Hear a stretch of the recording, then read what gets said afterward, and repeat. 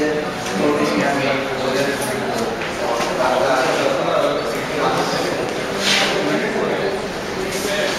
Just I want to tell you about very few issues to the general practitioner. They will take up the discussion. Very big, few issues.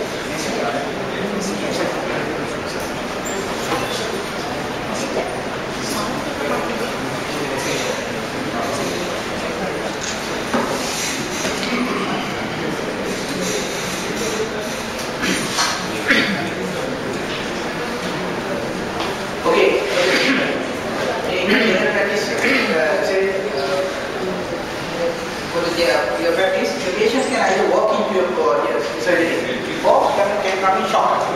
Another two. Unusual presentations are rare and those who walk into your surgery, actually, you may have one of these symptoms, but for you, it is very difficult for you to differentiate this from any other viral infection. What you have to do is actually take a good history, physical examination, and generally, if you have a focus of infection, dengue is very unlikely. For instance, if it is otitis media or pneumonia or illness of meningitis, dengue is very unlikely. And the other thing, if the fever is more than 10 days, again dengue is very unlikely. Usually, fever is less than 10 days. You have to remember.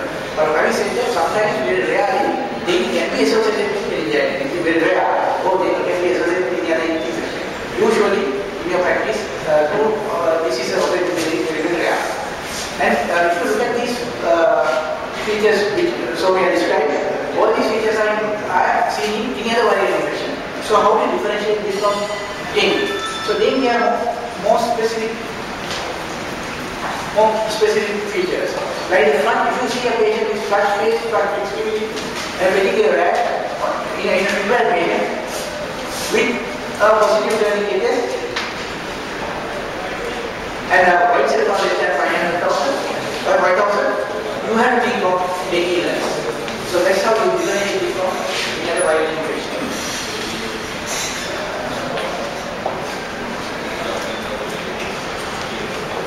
The difference that they have, it is very important. Next point is actually, when you come across a patient who suspect dengue, you have a working diagnosis of dengue, it is your duty to exclude. I have to differentiate dengue from dengue hemorrhagic fever, DF from DH. Why? Because DF usually is inactive. Whatever you do, it has a favorable outcome. Occasionally, DF patient will have little bit of bleeding. Apart from that, generally whatever you do, the patient will recover. So DF has a very good prognosis. On the other hand, DHF is actually may have a bad prognosis if you don't diagnose early. If you early detection and monitoring and field management, it is bonus from treatment.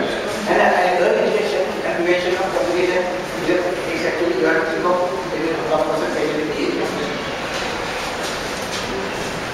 So we have already discussed how to differentiate between DF and DH. Just to summarize, clinically, first 2 days or 3 days, you cannot differentiate DF from DH.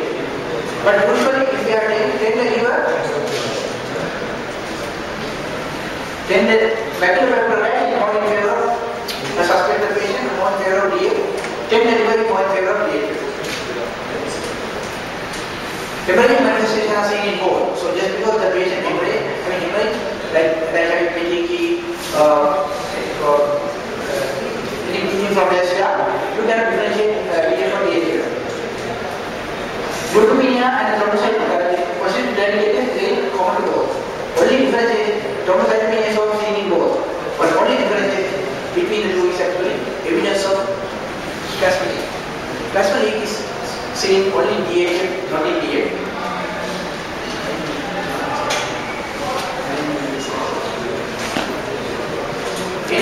Now we like to this little background. We like to discuss the importance you have in the management.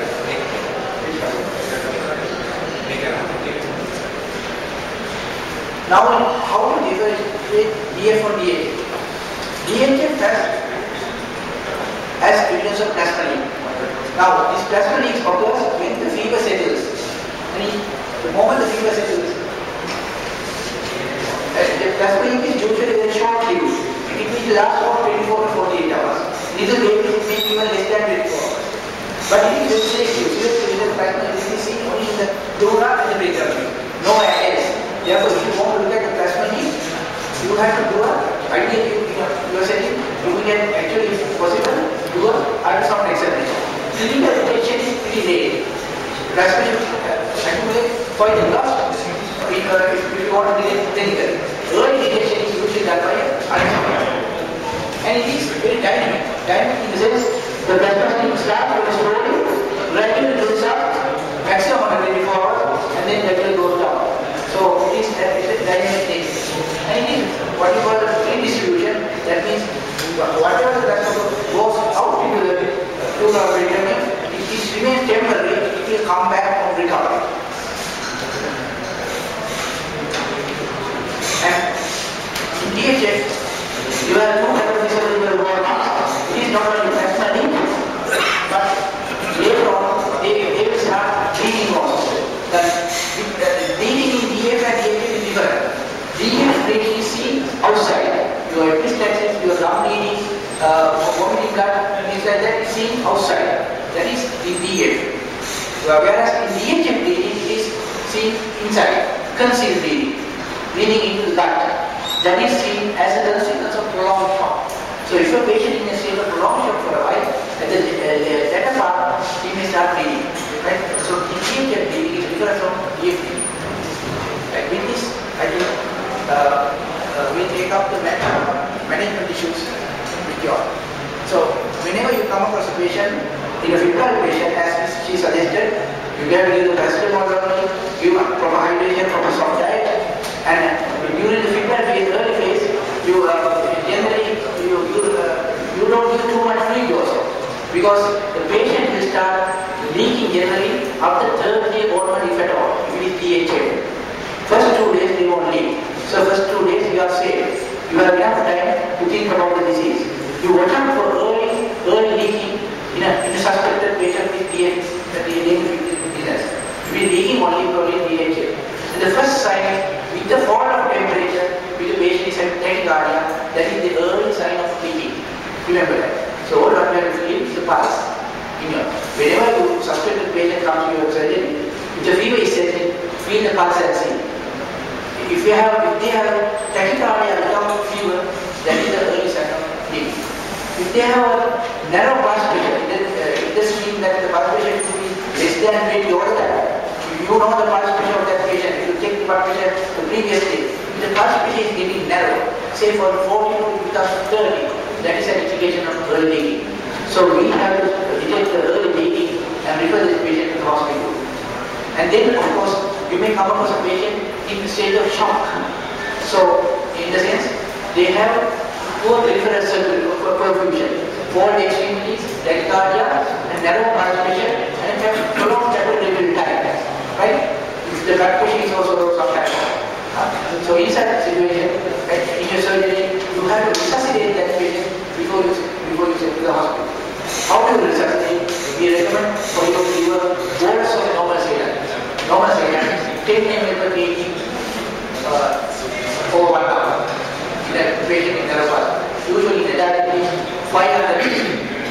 And in any patient is not only you give the bolus, you also can do a blood sugar. Most of the time they have not taken anything orally, so their blood sugar may be low. If you do a CBS, then blood sugar is low, you can correct that. So before you transfer to the hospital, you have to do a bolus of normoxidil and you correct the blood sugar. Then you refer the patient to the hospital. Right? When you refer the patient to the hospital, of course you must make an arrangement or give a telephone call to the hospital, make an arrangement and say that you are going to such a situation. So you try and handle the patient to the hospital. So I think I have stopped. Are there any questions? Reservation to the recommendation made by this DIAC that platelets, when they are less than 100,000, you should refer the patient to the tertiary care hospital.